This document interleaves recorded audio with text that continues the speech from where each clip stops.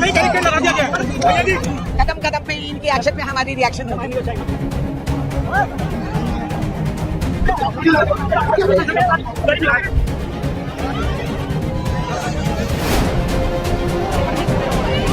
और ये जो लड़ाई है ये राजनीतिक नहीं है, ये कॉन्स्टिट्यूशन की लड़ाई है, कॉन्स्टिट्यूशन को बचाने की लड़ाई है, वन मैन वन वोट की लड़ाई है। इसीलिए हमें साफ प्योर वोटर लिस्ट चाहिए। उनके गठबंधन में, इंडी गठबंधन में वो तय नहीं कर पाया कि वो 30 लोग कौन कौन जाएंगे।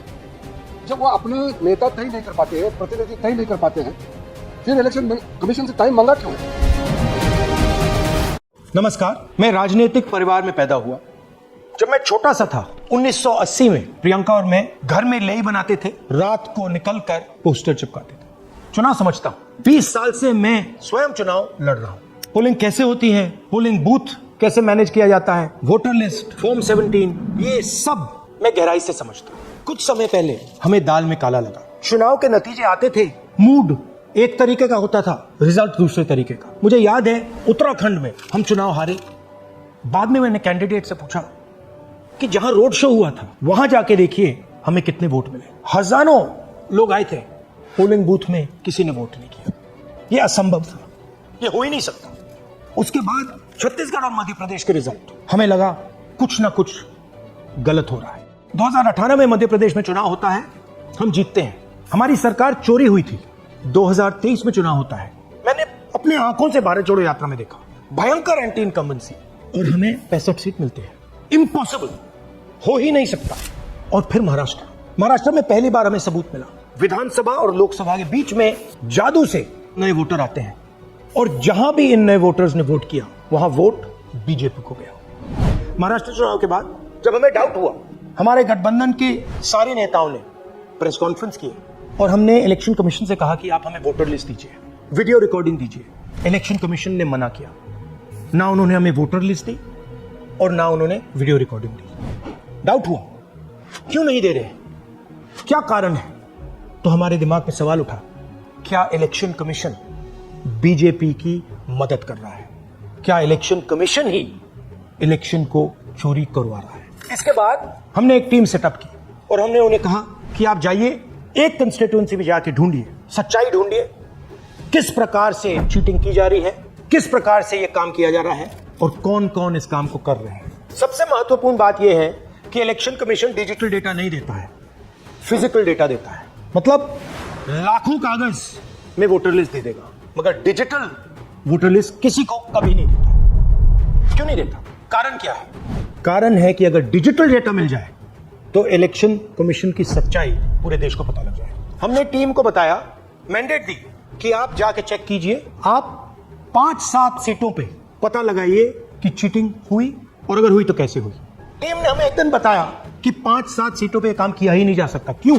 मैंने उनसे पूछा क्यों नहीं किया जा सकता, उन्होंने मुझे ये कागज दिखाया। ये जो कागज हैं, ये एक लोकसभा के कागज नहीं है, ये एक विधानसभा के कागज है, और इन कागजों को हमने मैन्युअली सॉर्ट करना पड़ा, और पूरा का पूरा काम जो हुआ है इसमें 6 महीने लगे हैं, और एक असेंबली सीट में हम ये काम कर पाए हैं। क्यों? क्योंकि डिजिटल डेटा नहीं दिया जाता। अगर इलेक्शन कमीशन ने हमें डिजिटल डेटा दिया होता तो हम ये कार्रवाई पूरे देश में, हर लोकसभा में, हर विधानसभा में 15 मिनट में करके दिखा देते। हमारे पास अनलिमिटेड रिसोर्सेज नहीं है, इसलिए हमने ये रिसर्च सिर्फ एक लोकसभा में, एक विधानसभा सीट में की। मगर मुझमें अब पूरा भरोसा है कि ऐसी 100 से ज्यादा सीटें हैं हिंदुस्तान में, जो यहां हुआ है उन सीटों में भी हुआ है।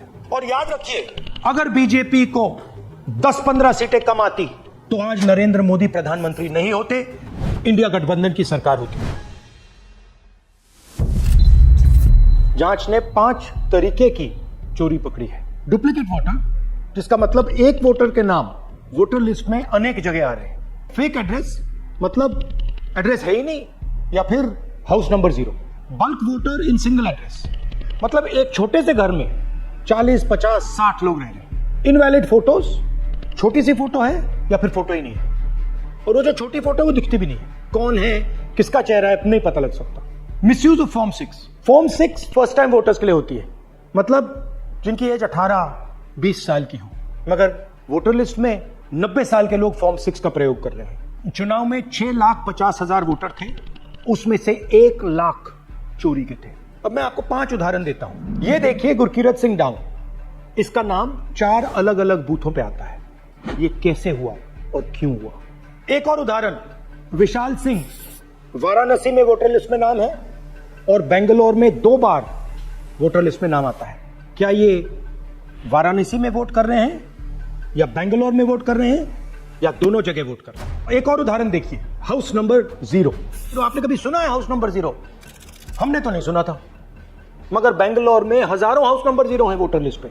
हाउस नंबर 35 की कहानी सुनिए, छोटा सा घर है, ज्यादा से ज्यादा 4 लोग रह सकते हैं, मगर इस 35 में 80 लोग वोटर लिस्ट में रजिस्टर्ड है। ये ईआरओ ने कैसे अप्रूव किया, क्यों अप्रूव किया, पता लगाना है। अच्छा, अब ये देखिए वोटर लिस्ट, इनकी फोटो देखिए, या फोटो है ही नहीं या फिर छोटी छोटी फोटो है जो दिख नहीं सकती। इन वोटर आईडीज पे वोट दिया गया है। अब मैं आपको बताता हूं शकुन रानी की कहानी। फर्स्ट टाइम वोटर बनी है, 70 साल की आयु है। एक बार फॉर्म 6 का प्रयोग किया और उसके कुछ ही महीने बाद दूसरी बार फॉर्म 6 का प्रयोग होता है। 2 बार इनका नाम वोटर लिस्ट में आता है और फर्स्ट टाइम वोटर की लिस्ट में आता है। ये फर्स्ट टाइम वोटर हो ही नहीं सकती। तो क्या शकुन रानी जी ने वोट किया या किसी और ने शकुन रानी जी के लिए वोट किया? ये ही छुपाने के लिए सीसीटीवी का डेटा हमें नहीं दिया जा रहा है। और ये शकुन रानी जी अकेली नहीं है, ऐसे हजारों लोग हैं जिन्होंने फॉर्म 6 का प्रयोग करके 2-3 बार वोटर लिस्ट में नाम डाला है। हमने पहले इलेक्शन कमीशन से इलेक्ट्रॉनिक वोटर लिस्ट मांगी थी, सीसीटीवी फुटेज मांगी थी, उन्होंने अपना काम नहीं किया, हमें नहीं दिया।